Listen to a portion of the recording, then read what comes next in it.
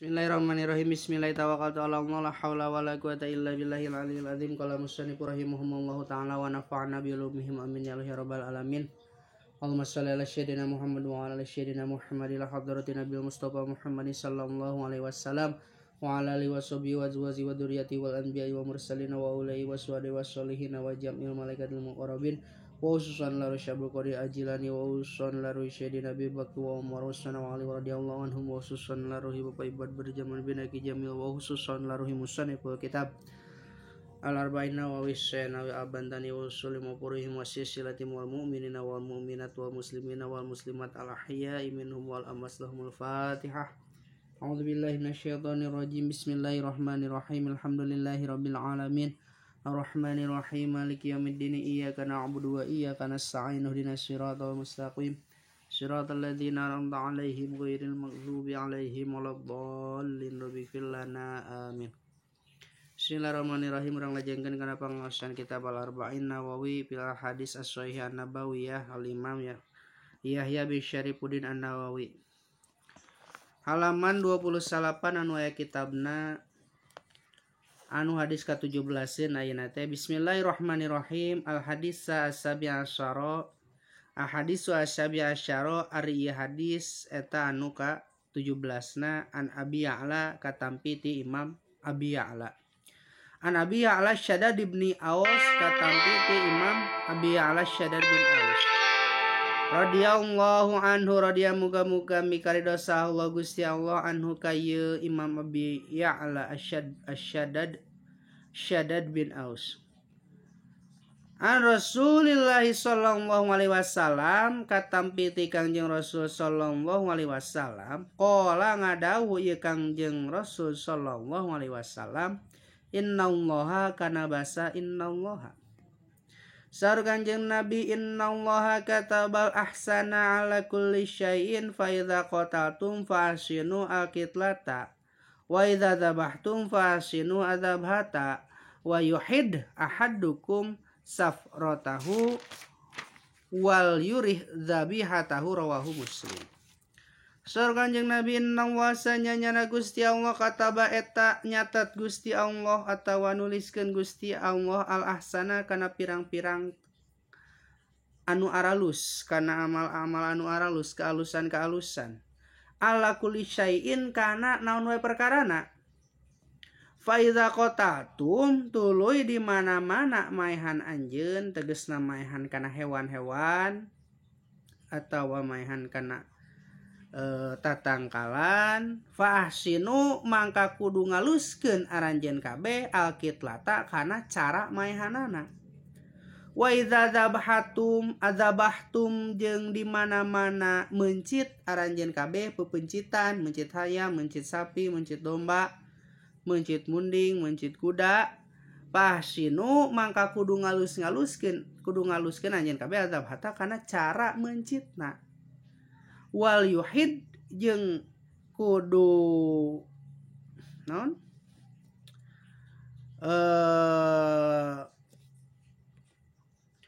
wal yuhid jeung kudu ngasah anjeun atau wal yuhid jeung kudu ngasah wal yuhidda jeung kudu ngasah saha ahadukum salah sahiji aranjeun kabeh saprotahu kana bedogna ieu si ahadukum. Jadi kudu seukeut bedogna teh. Cara mencit anu bagus teh wa yurih jeung kudu ngaistirahatkeun anjeun zabihatahu kana pepencitanana ieu si ahad rawa ngariwayatkeun hu kana ieu hadis saha muslimun Imam Muslim. Al hadis sa-tsamina saro ari hadis anu ka-18 na an Abi Dzar Junud bin Junnadzata katampi ti Imam Abi Dzar Jundub bin Junnadah wa bi Abdurrahman bin Mu'adz bin Jabal sareng katampi ti Imam Abdurrahman Mu'adz bin Jabal radhiyallahu anhuma radhiya muga-muga mikari dosa Allah Gusti Allah anhuma ka ieu Imam Abi Dzar sareng ka Imam Abdurrahman Mu'adz bin Jabal. An Rasulillah sallallahu alaihi wasallam katampi ti Kangjeng Rasul sallallahu alaihi wasallam qala ngadawuh Kangjeng Rasul sallallahu alaihi wasallam ittaqillaha haitsuma kunta ila akhirih.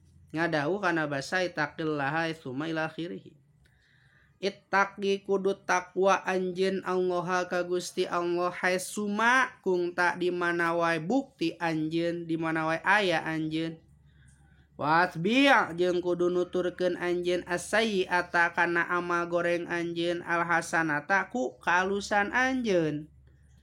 Jadi lamun urang geus ngalakukeun amal goreng teh minimal urang teh kudu ngalakukeun amal alus, kudu tuturkeun ku amal alus gitu. Tamhu tah ngalebur ieu amal alus ha kana ieu amal goreng.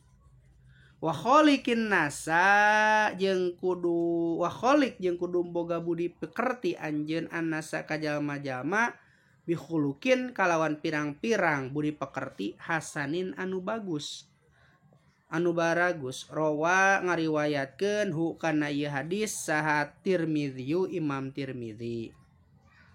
Wa qala sareng ngadawuh ya Imam Tirmidzi hadisun ari hadis teh hasanun eta anu bagus. Wa fi badin nas sahih jeung eta dina sawarna pirang-pirang nas hasanun eta hadis hasan sahihun tur hadis sahih. Nu bieu teh anu nembe teh hadis hasan tur sahih. Al hadisu atasya syara ari ieu hadis anu ari ieu eta hadis anu ka 18 na an abi Abbas Abdullah bin Abbasin katampi ti Imam Abbas Abdullah bin Abbas putrana Abbas Abdullah puputra Abbas gitu radhiyallahu anhuma.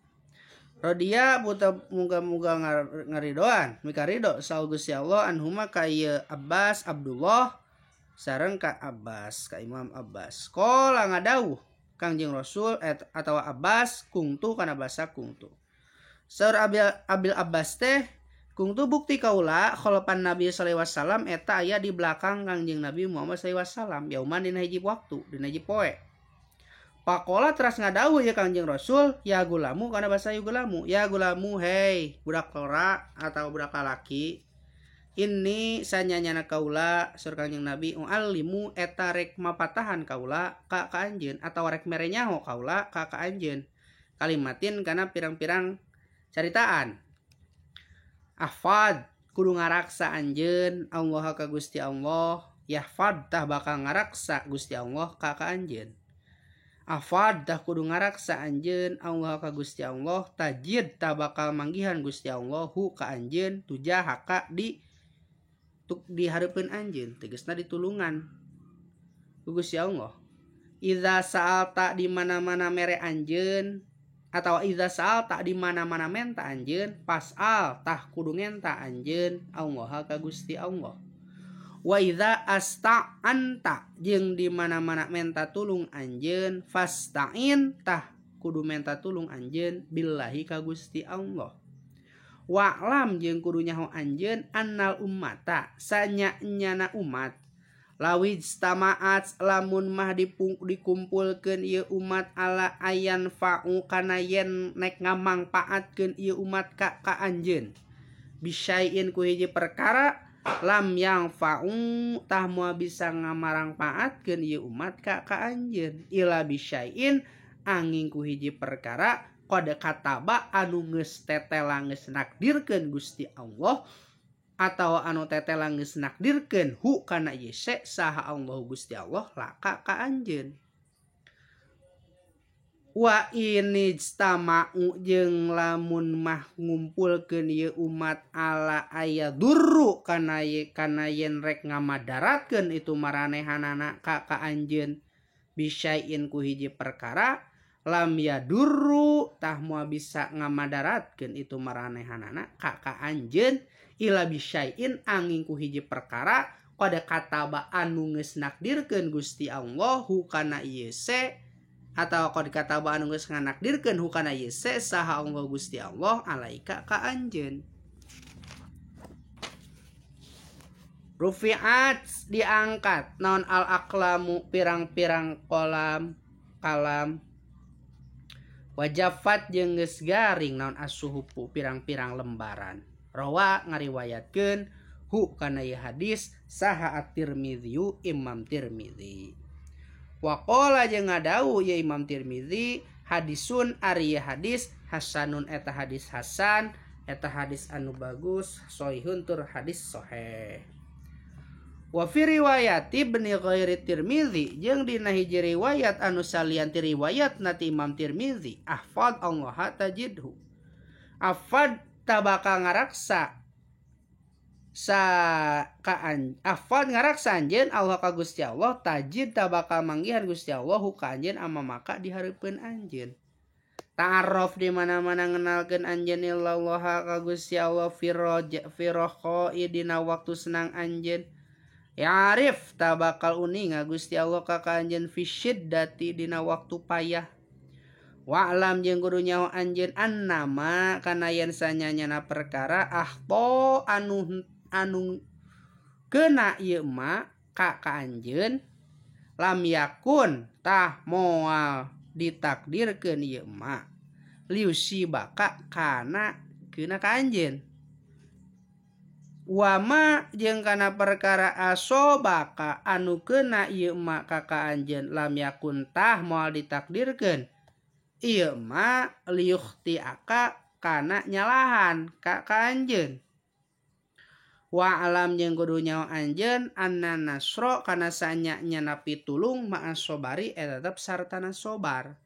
Wa anna faroja jeung sanyanyana bungah ma'al karbi tetap sartana kasusahan. Di mana-mana aya pitulung pasti aya kasabaran, di mana-mana aya kabungahan pasti aya kasusahan. Wa namal usri jeung tetap sartana kahesian yusron eta aya kagampangan gitu.